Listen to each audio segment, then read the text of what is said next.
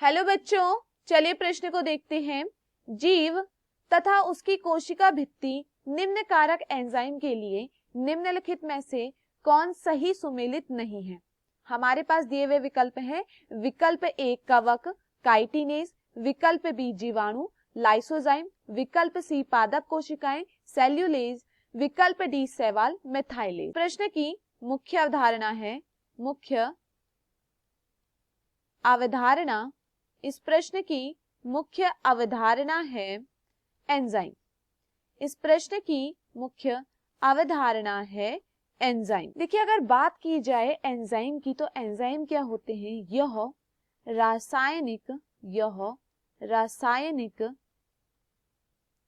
रासायनिक क्रियाओं को उत्प्रेरित करने वाले प्रोटीन होते हैं। यह रासायनिक क्रियाओं को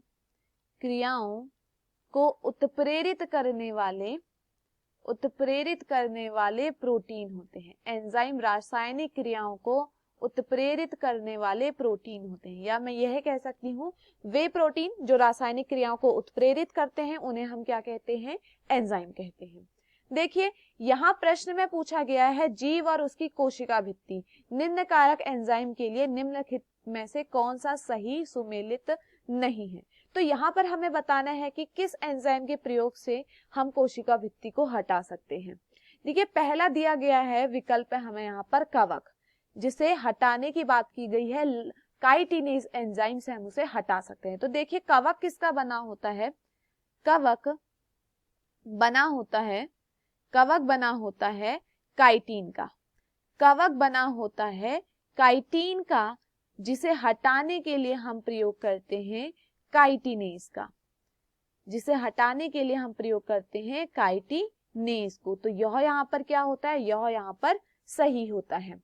विकल्प बी दिया गया है जीवाणु। अगर बात की जाए जीवाणु की तो जीवाणु क्या होता है? यह किसका बना होता है? यह बना होता है पेप्टिडोग्लाइकेन का।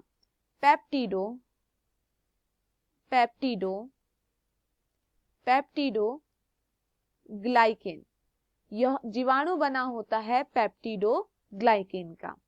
पेप्टिडोग्लाइकेन कोशिका भित्ति को हटाने के लिए हमें किस एंजाइम का प्रयोग करते हैं? हम प्रयोग करते हैं लाइसोजाइम का।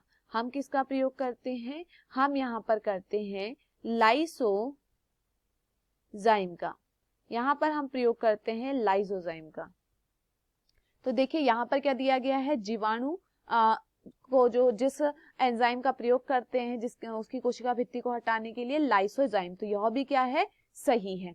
विकल्प सी दिया गया है पादप कोशिकाएं। अगर बात की जाए पादप कोशिका की तो पादप कोशिका किसकी बनी होती है? यह बनी होती है सेल्यूलोज की। पादप कोशिका की जो कोशिका भित्ति होती है वह सेल्यूलोज की बनी होती है, और सेल्यूलोज को हटाने के लिए हम प्रयोग करते हैं सेल्यूलेज